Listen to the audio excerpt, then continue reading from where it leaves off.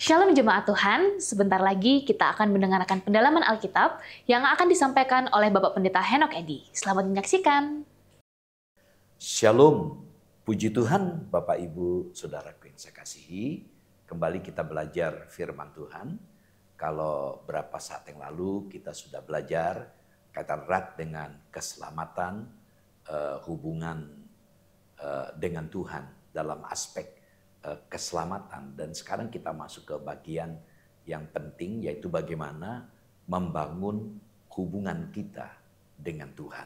Nah, secara khusus dalam perjumpaan kita akan coba belajar bersama-sama, yaitu tentang hati Bapa Surgawi. Hati Bapa Surgawi.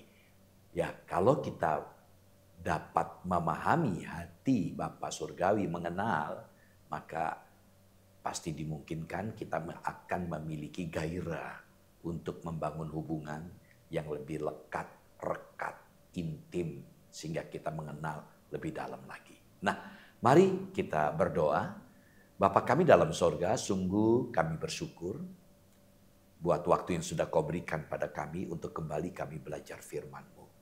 Mohon urapan Tuhan, apa yang kami pelajari sungguh-sungguh memberkati kami.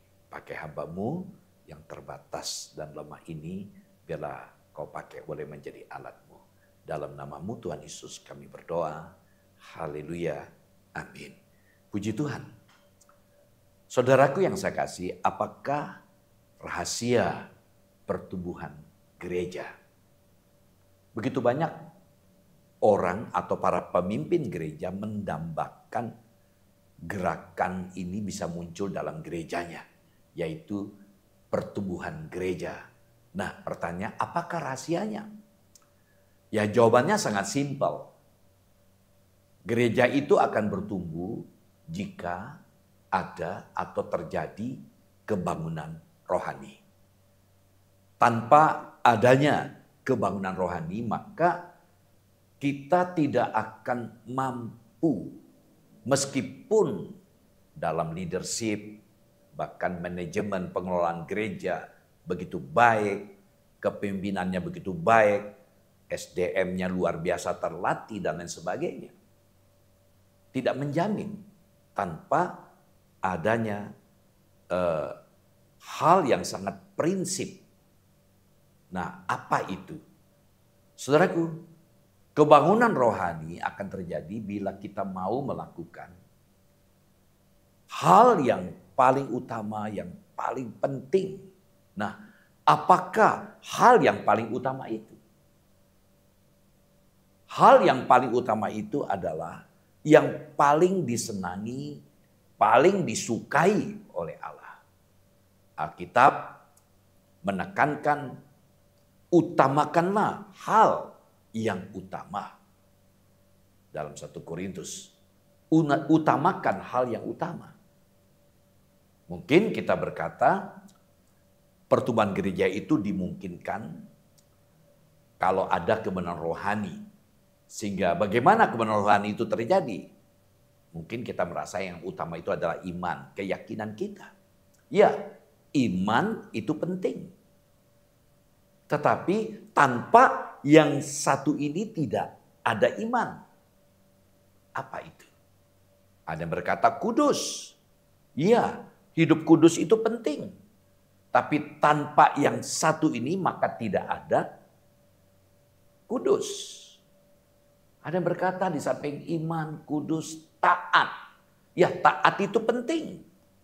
Tanpa yang satu ini maka tidak ada taat. Saudaraku, ada sesuatu yang lebih penting dari hal-hal di atas. Iman, kudus, taat. Yaitu apa? Mengenal Allah, mengenal Tuhan Yesus. Di dalam kekesenan banyak hal yang penting, tetapi salah satu hal yang terpenting adalah mengenal Tuhan Allah, mengenal Kristus. Hosea 4 ayat 6 mengatakan, umatku binasa karena tidak mengenal Allah. Karena engkaulah yang menolak pengenalan itu, maka aku menolak engkau menjadi imamku. Dan karena engkau melupakan pengajaran Allahmu, maka aku juga akan melupakan anak-anakmu. Hosea 6 ayat 3. Hosea 6 ayat 3. Marilah kita mengenal dan berusaha sungguh-sungguh mengenal Tuhan. Ia pasti muncul seperti fajar. Ia akan datang kepada kita seperti hujan. Seperti hujan pada akhir musim yang mengairi bumi. Dari ayat ini kita melihat, terutama dalam Hosea 6 ayat 3, ada tantangan bagi kita. Yaitu apa? Berusaha sungguh-sungguh. Jadi artinya ada upaya, ada kesungguhan hati untuk mengenal Tuhan. Dan pasti ada efek, ada hasil, ada berkat ketika kita berupaya untuk mengenal Tuhan. Dikatakan situ ia akan datang kepada kita seperti hujan. Bahkan ia pasti muncul seperti fajar. Kalau kita bicara fajar ya, kan malam gelap, tidak ada lagi matahari. Ketika mulai menjelang pagi, muncullah fajar, matahari mulai terbit, itulah pemulihan. Lalu hujan dikatakan inilah kebangunan rohani, kuasa Roh Kudus, itulah gambaran. Jadi betapa pentingnya kita mengenal Tuhan. Nah, saudaraku, mengapa penting?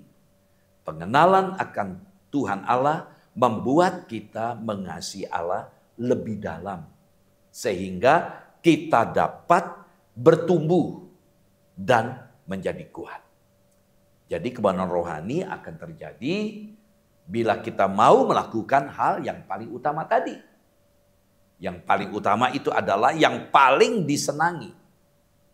Yang disukai oleh Tuhan. Karena itu utamakanlah hal yang utama ini. Yaitu mengenal Tuhan. Mari kita membaca Yohanes 1 ayat 12. Tetapi semua orang yang menerimanya diberinya kuasa. Supaya menjadi anak-anak Allah. Yaitu mereka yang percaya dalam namanya. Saudaraku, dalam ayat ini kita membaca semua orang yang menerimanya. Perhatikan sini.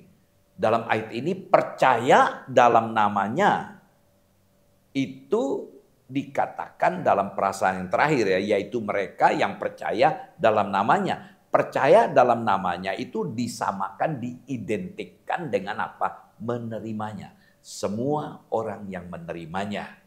Siapa yang menerimanya? Yaitu mereka yang percaya dalam namanya. Dikatakan yang menerima, yang percaya ini dikatakan diberi kuasa. Kata kuasa dari kata Yunani exousia. Exousia itu berarti kekuasaan hukum atau hak istimewa. Jadi setiap orang yang menerima Yesus ya diberikan hak istimewa. Jadi menerima hak, menerima kuasa untuk memakai julukan anak Allah.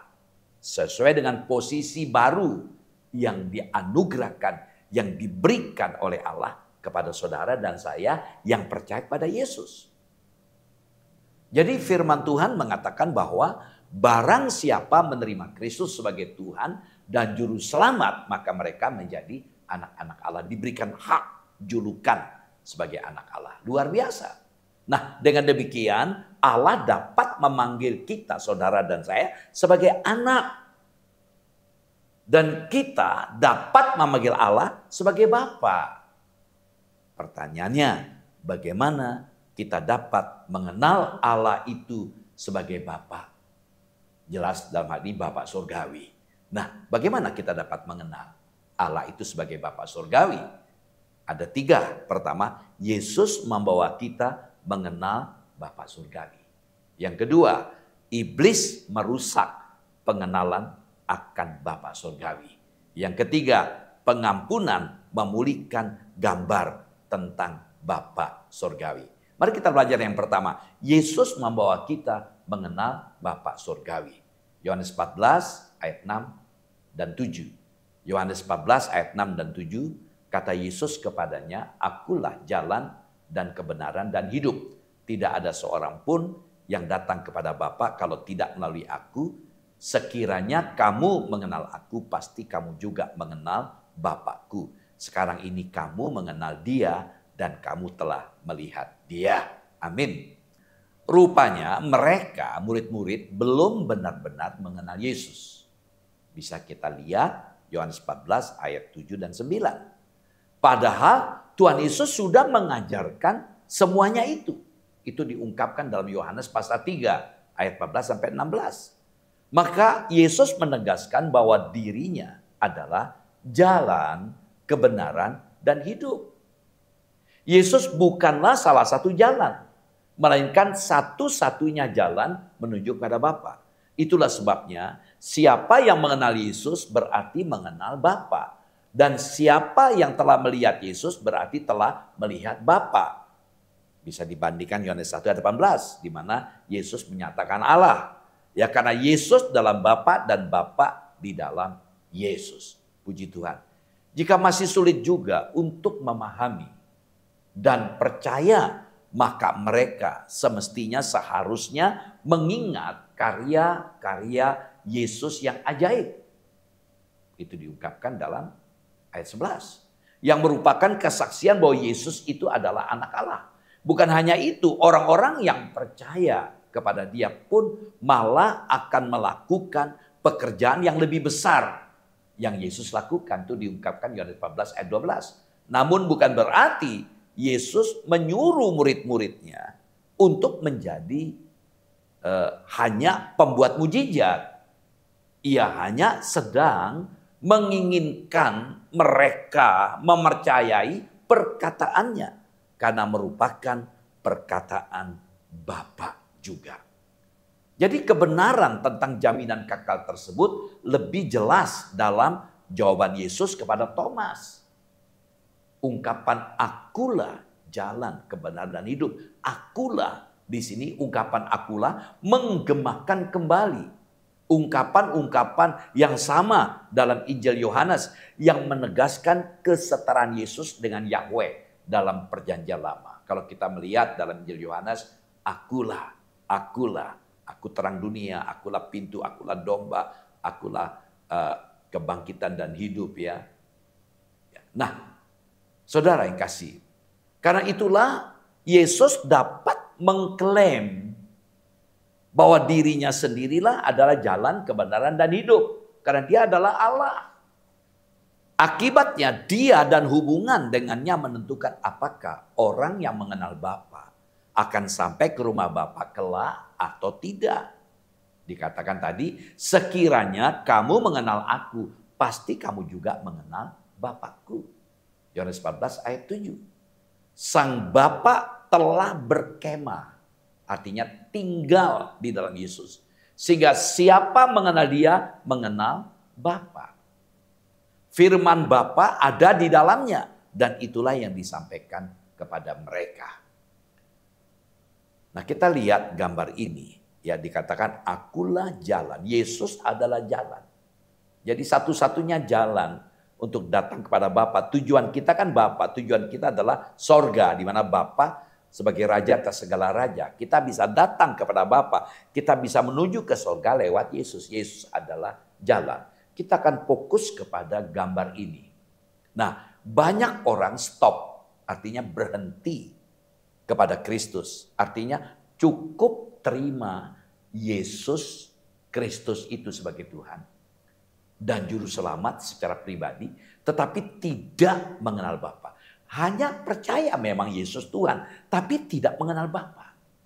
Nah, ketika kita tidak mengenal Bapa, maka kekesenan akan kehilangan arti, kehilangan makna. Maksudnya apa? Tidak ada keintiman, tidak ada kedekatan, tidak ada keakraban dengan Allah Bapa. Dan otomatis kita tidak akan mungkin bisa mengenal. Kita ada jarak tidak dekat. Apakah Bapa lebih besar dari Kristus? Yohanes 7 ayat 7-28, Yesus menjelaskan bahwa mereka tidak mengenal Yesus. Bahwa Yesus dan Bapa adalah satu. Yesus menjelma menjadi manusia, ya, bukan tujuan. Perhatikan, Yesus menjelma menjadi manusia bukan tujuan. Yesus datang ke dunia itu sebagai mediator.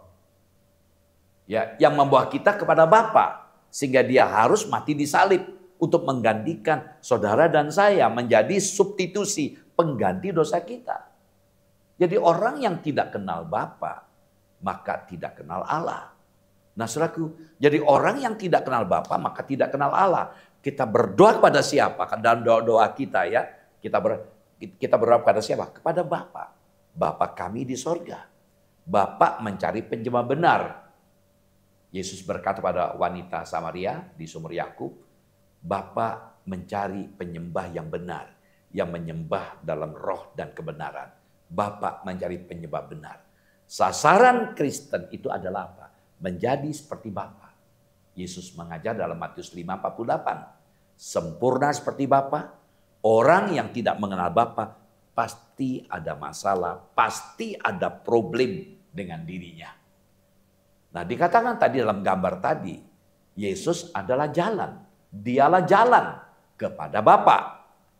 Selaras sesuai dengan ajaran dan bukti yang disampaikan dalam Yohanes pasal 1 sampai pasal 12.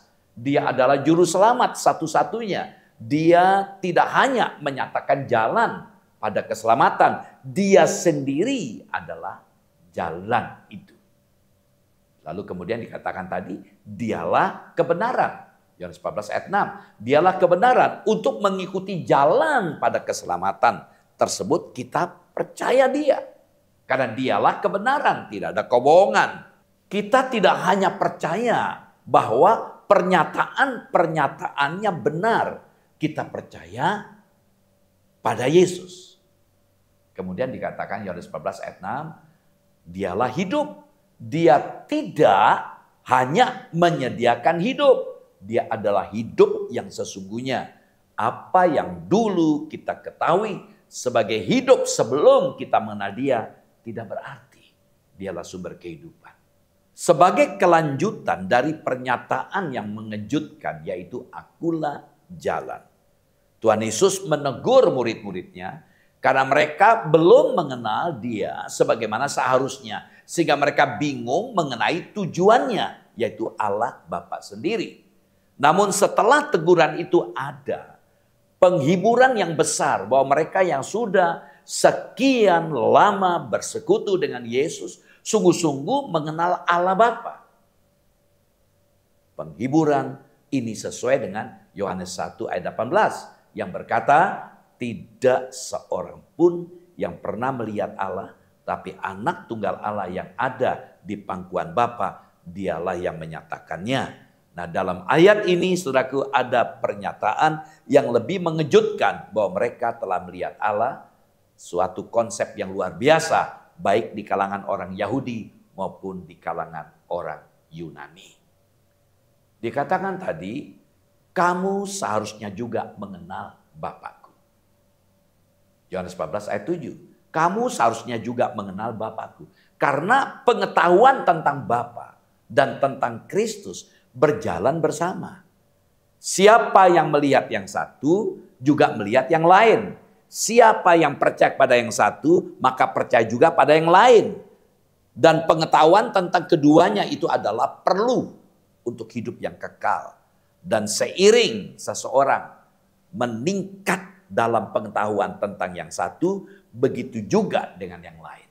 Saudaraku, para murid memiliki pengetahuan tentang keduanya, tapi itu sangat kecil dan samar dibandingkan dengan apa yang mereka miliki setelah itu. Lalu dikatakan tadi ayat tadi, mulai sekarang kamu mengenal dia dan telah melihat dia. Mulai sekarang kamu mengenal dia dan telah melihat dia. Beberapa membaca ungkapan ini, maknanya mulai sekarang kamu akan mengenalnya dan melihat dia. Yaitu dalam waktu yang sangat singkat. Yaitu apa? Kapan? Ketika roh dicurahkan dari atas kepada kamu. Dan kamu telah menerima karunia Roh Kudus. Maka kamu akan memiliki pengetahuan yang lebih luas. Ya, lebih luas baik tentang aku dan Bapakku. Itu penafsiran. Yang lain menafsirkannya. Kata tadi, mulai sekarang kamu mengenal dia dan telah melihat dia. Menafsirkan sebagai nasihat. Artinya mulai sekarang kenalilah dia. Akui Bapa dalam semua yang telah aku lakukan. Percaya bahwa kamu melihat Bapa dalam diriku. Dan dalam semua karya-karyaku apa yang aku perbuat. Meskipun mereka lebih baik dianggap sebagai pernyataan mengisyaratkan bahwa mereka saat itu memiliki pengetahuan tentang Bapa. Dan dikatakan tadi, dan sekarang kamu mengenalnya. Artinya karena kamu telah melihatnya dalam diriku yang adalah cahaya kemuliaannya dan gambar yang nyata dari pribadinya. Itu kira-kira maksudnya. Kita coba baca Yohanes 14 ayat 9, nanti lanjut lalu ayat 10 ya.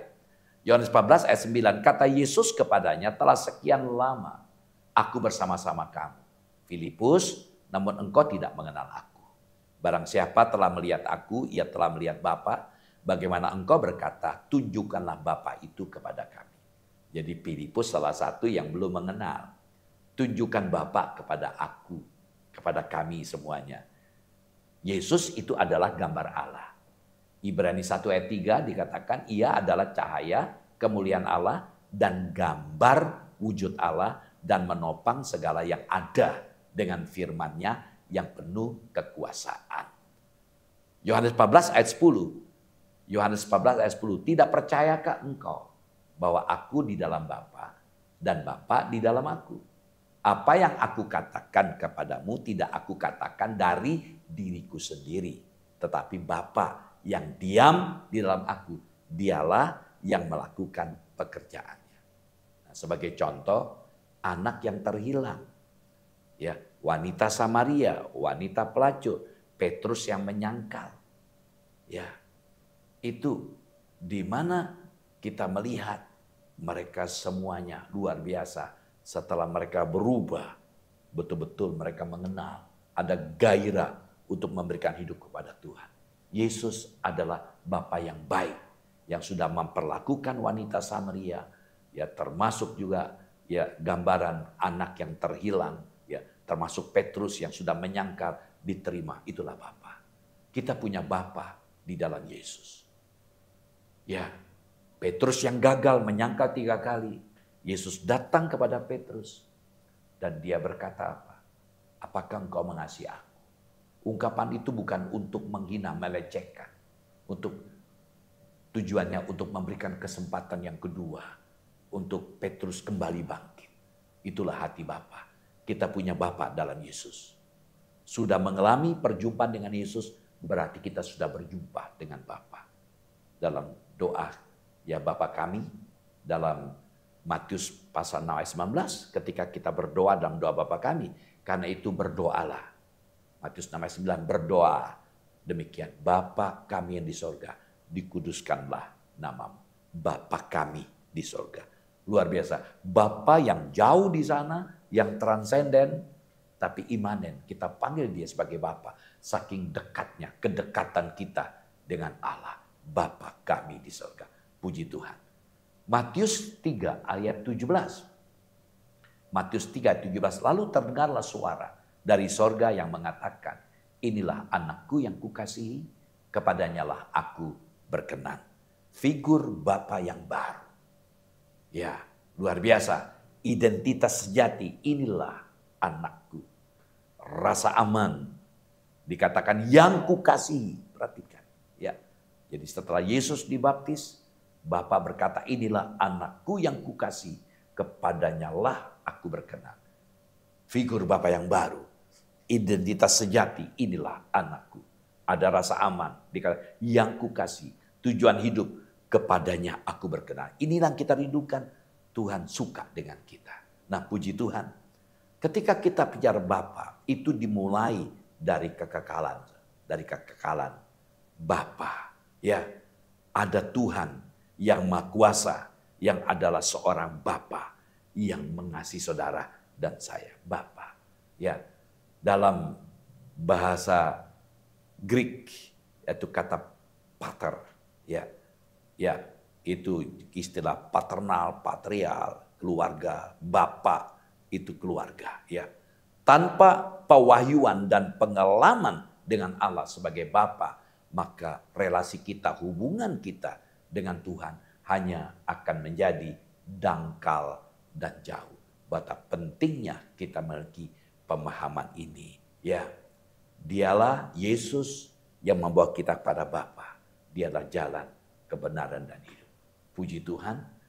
Nah, yang kedua, iblis merusak pengenalan akan Bapa surgawi.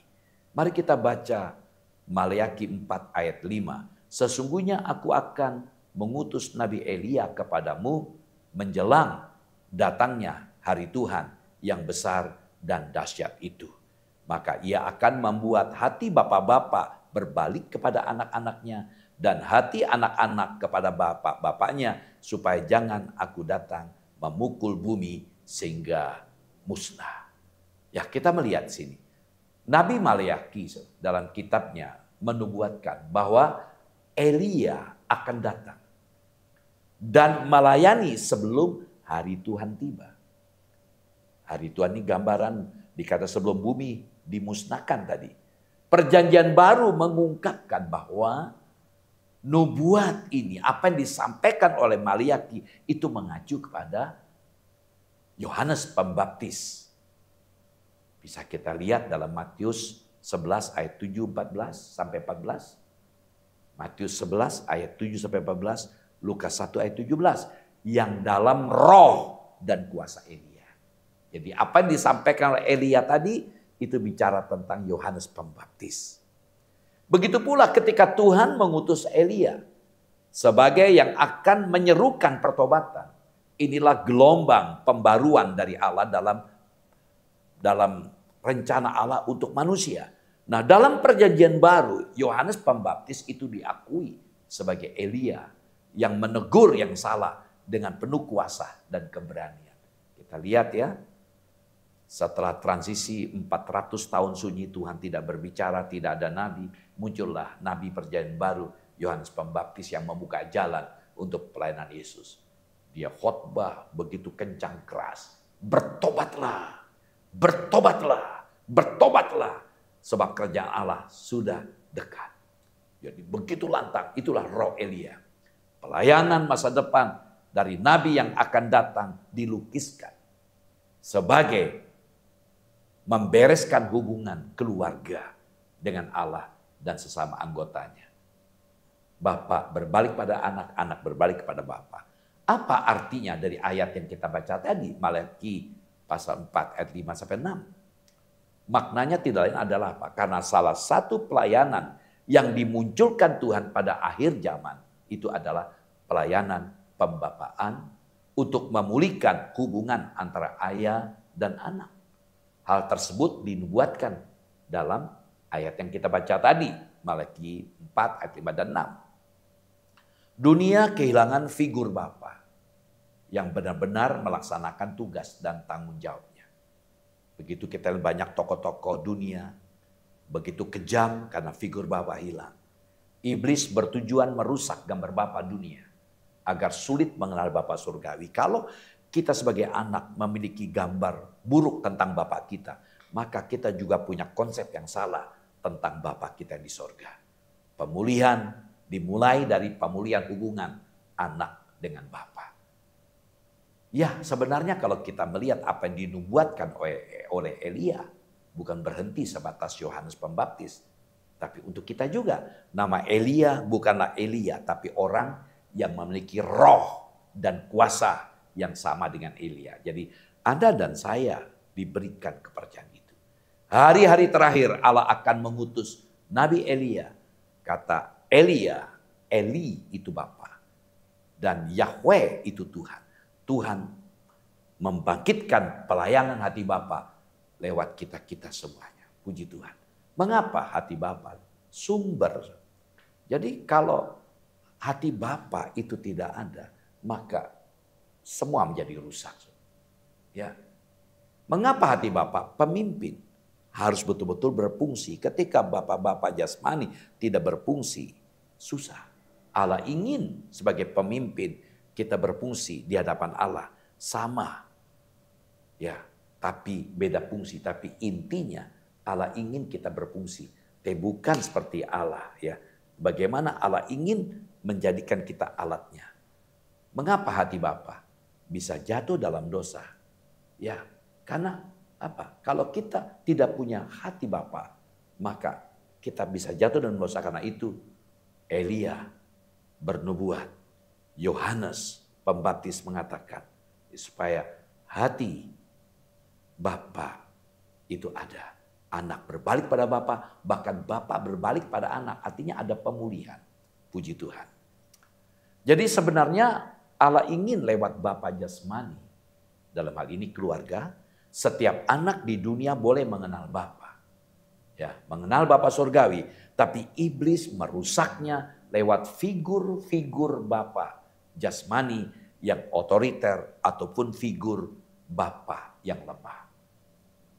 Contoh figur Bapa yang rusak, disiplin yang salah, sulit berkomunikasi, sulit membangun hubungan, kurang penghargaan, selalu menghakimi. Ya, kalau anak salah dihabisin, tapi ketika anak berhasil tidak ada penghargaan. Apalagi figur Bapa yang rusak, kasih bersyarat.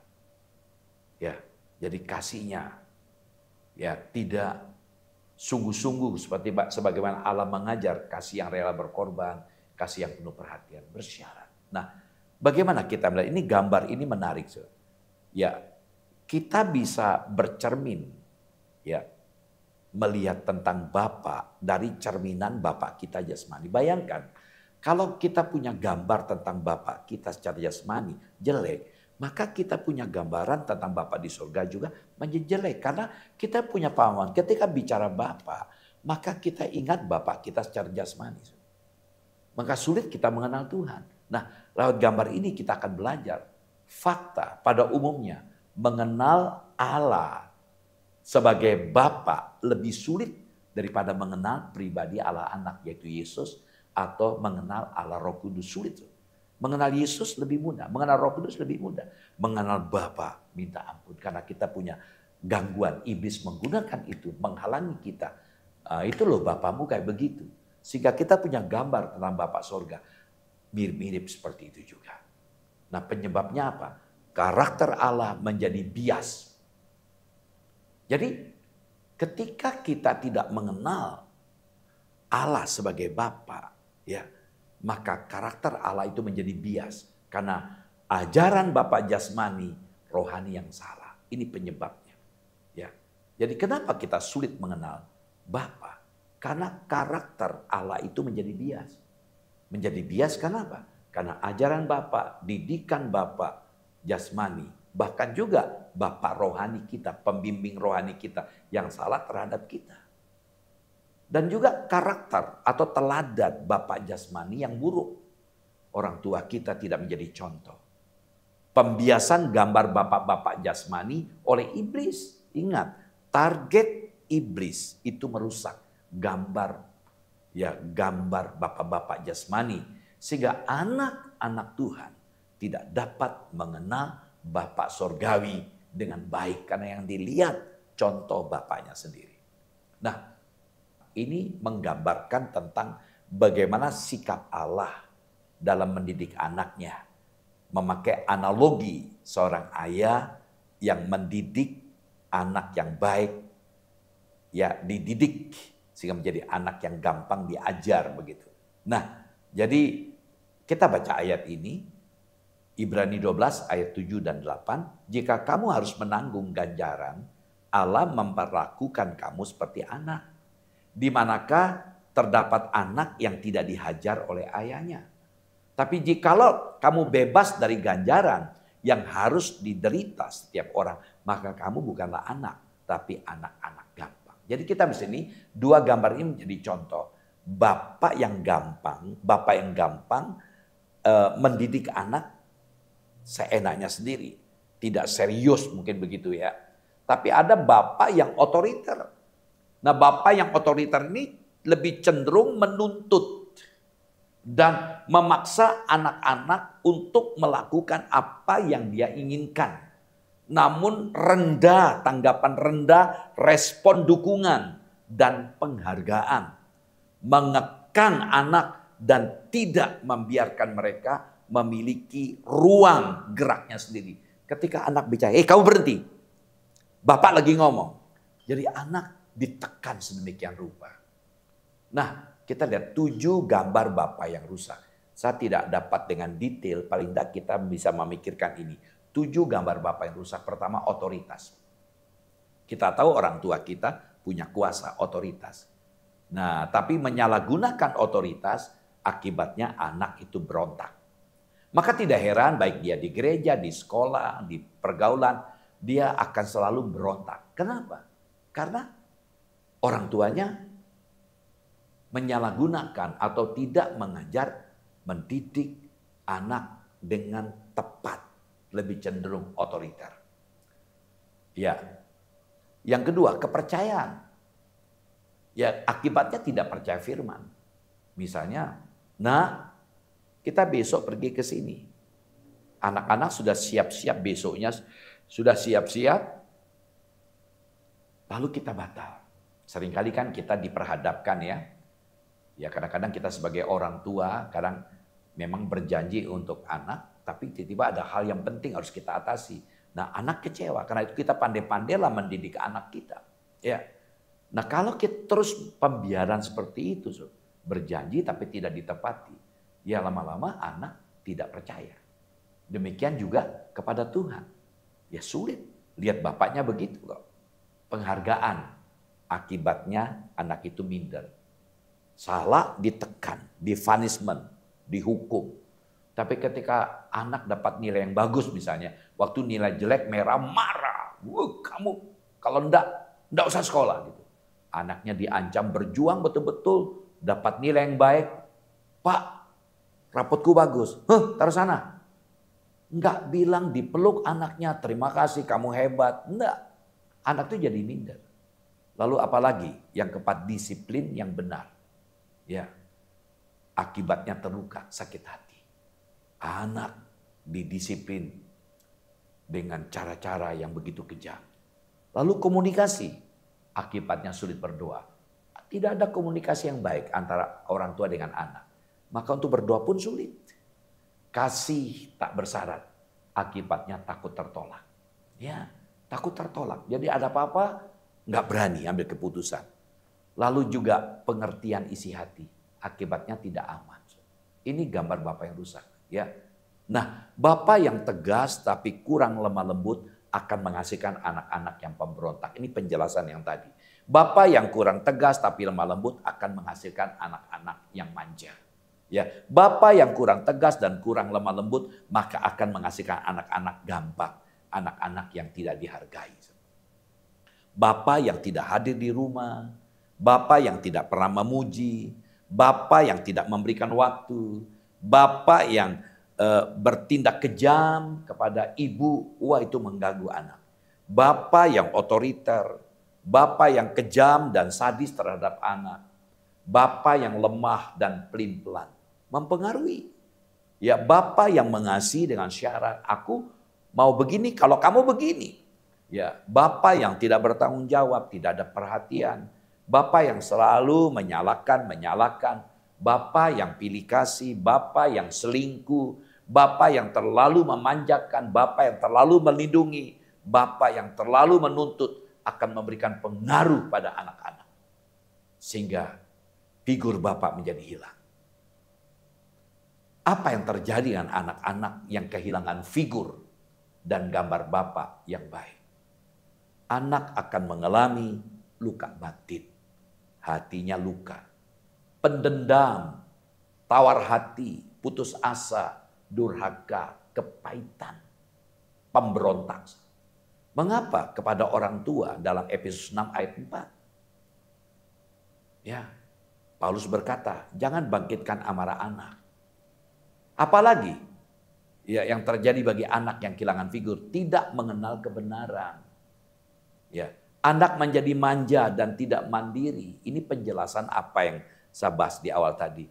Anak menjadi pemberontak. Anak tidak memiliki karakter yang baik. Dampak terbesar apa? Anak kehilangan berkat. Tidak mengampuni kepahitan, sulit pendendam. Tidak bisa bertumbuh secara rohani dengan maksimal. Kenapa? Tidak menghasilkan buah roh. Karakter Kristus tidak akan nampak dalam dirinya. Anak mewarisi apa yang dia lihat dan alami dari bapaknya kepada keluarganya kelak. Hidup dalam kutuk tidak ada berkat. Anak tidak bisa mengenal Allah sebagai bapa yang baik. Itu dampak efek. Akibat memiliki gambar bapa yang keliru, tidak dapat mengenal Allah secara tepat. Sulit. Perhatikan kata mengenal. Mengapa Yohanes 17 ayat 3 mengatakan kata mengenal ada hubungan dengan hidup yang kekal. Nah, kata mengenal itu merujuk pada sikap mempercayakan diri kita kepada Tuhan. Nah, kata percaya itu ada dua dalam bahasa Inggris, believe dan trust. Believe itu gampang dilaksanakan, di mulut aku percaya. Tapi sejauh mana kita percayakan masih tanda tanya. Tapi kata trust, ya, itu betul-betul mempercayakan. Sulit untuk dipraktekkan. Ya, akan diuji pada saat ada masalah. Disitulah keyakinan kita diuji. Seberapa jauh kita mengenal Allah. Maka sejauh itu kita bisa mempercayakan diri kita kepada Tuhan. Trust. Tidak dapat mempercayakan diri kepada Allah. Ya, tidak dapat mengasihi atau hubungan dekat dengan Allah bahkan dengan sesama. Tidak dapat melayani Tuhan dengan benar. Bapa yang otoriter, secara negatif, mau menang sendiri, ya menyalahgunakan wewenangnya, sehingga anak itu terluka. Tapi positifnya ada pengayoman, perlindungan. Karena itulah orang tua, ya tidak ada orang tua yang jahat ya dalam mendidik, ini masalahnya. Yang negatif kita terima, ancaman, seram, menakutkan, dan berakibat memberontak.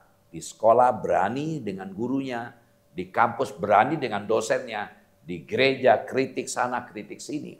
Ya, mengapa mengenal Bapa? Karena Bapa itu adalah tujuan kita. Yang ketiga, pengampunan memulihkan gambar tentang Bapa Surgawi. Pengampunan memulihkan gambar tentang Bapa Surgawi. Mari kita baca ayat ini. Roma 8 ayat 14 sampai 15. Semua orang yang dipimpin Roh Allah adalah anak Allah. Sebab kamu tidak menerima roh perbudakan yang membuat kamu menjadi takut lagi. Tapi kamu telah menerima roh yang menjadikan kamu anak Allah.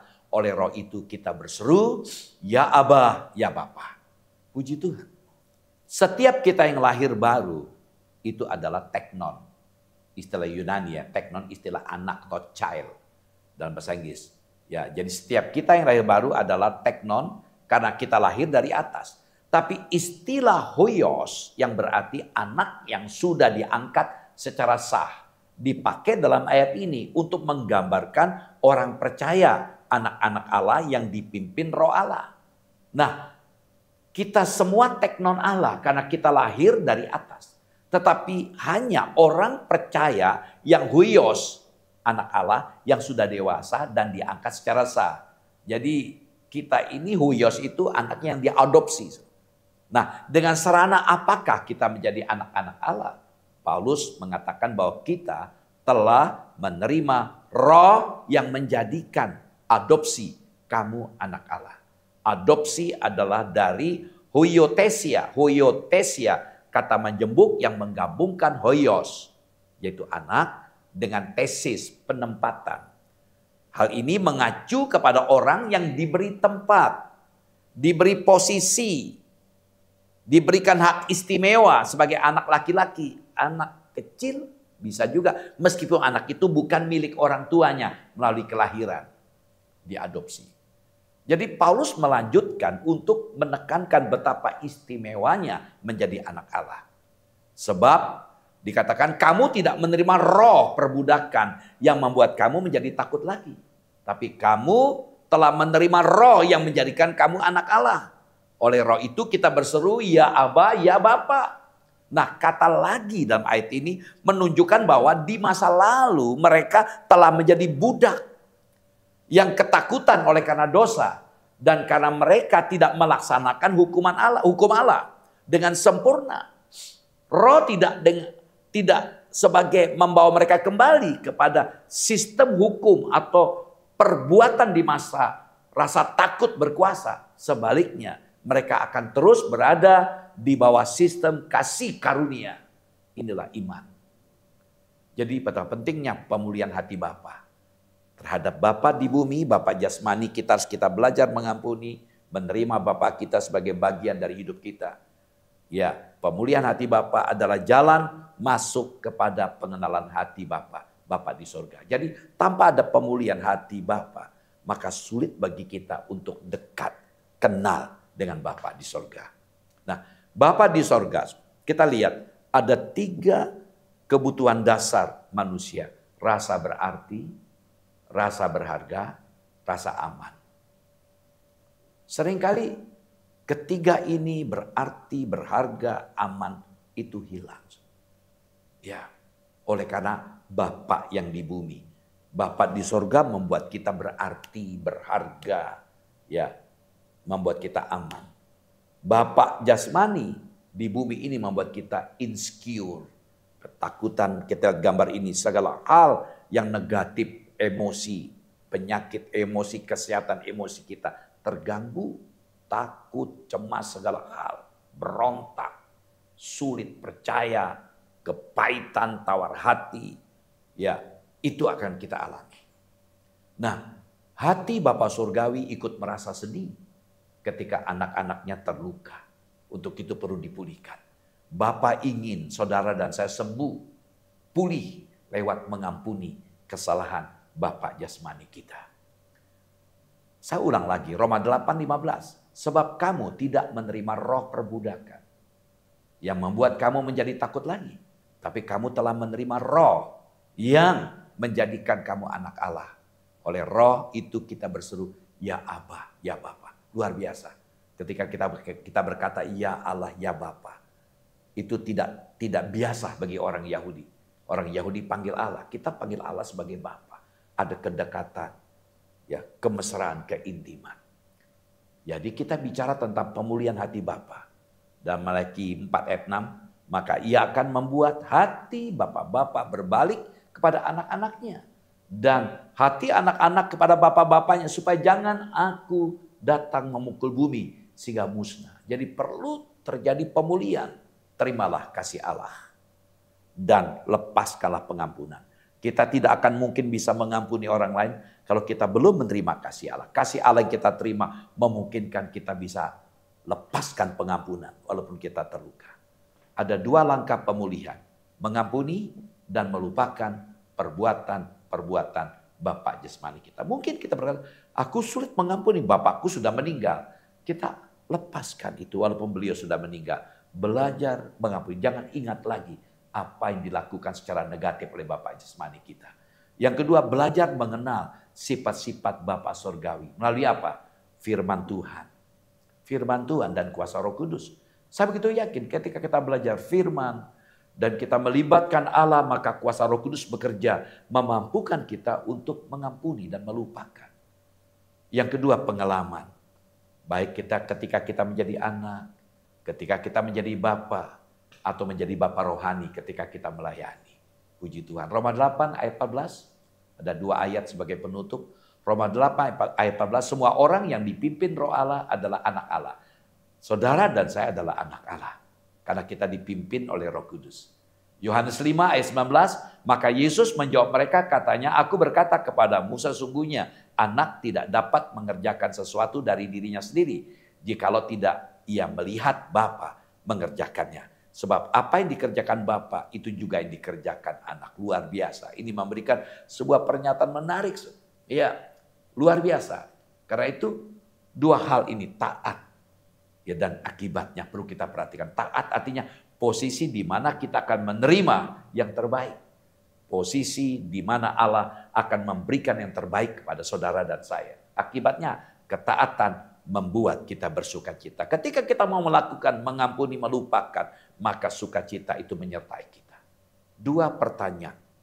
Apa yang tergambar waktu saudara berpikir tentang Tuhan? ketika berpikir tentang masihkah ada gambaran negatif tentang Bapa kita? Selesaikan. Apa yang kedua? Apa yang tergambar waktu saudara berpikir tentang Bapa? Mari kita berdoa. Terima kasih Tuhan buat firman-Mu. Kami boleh belajar, menyadari hakikat kami sebagai anak. Kami akui seringkali kami terganggu hubungan kami dengan Engkau. Kalau kami dirusakkan oleh figur Bapa secara jasmani. Hari ini kami boleh belajar mengampuni dan melupakan. Sehingga kami boleh mengalami pengalaman bersama dengan Engkau Tuhan. Kasih-Mu Kau curahkan bagi kami. Biar kasih-Mu memenuhi hati kami. Sehingga kami pun mau melepaskan pengampunan pada orang lain. Terima kasih Bapak, kami bersyukur. Berkati setiap teman-teman kami sudah belajar firman-Mu. Dalam nama-Mu Tuhan Yesus kami berdoa. Haleluya. Amin. Shalom. Tuhan Yesus memberkati. Terima kasih jemaat Tuhan telah mengikuti pendalaman Alkitab kali ini. Semoga renungan hari ini dapat menjadi berkat bagi kita. Sampai jumpa di pendalaman Alkitab yang akan datang. Tuhan Yesus memberkati.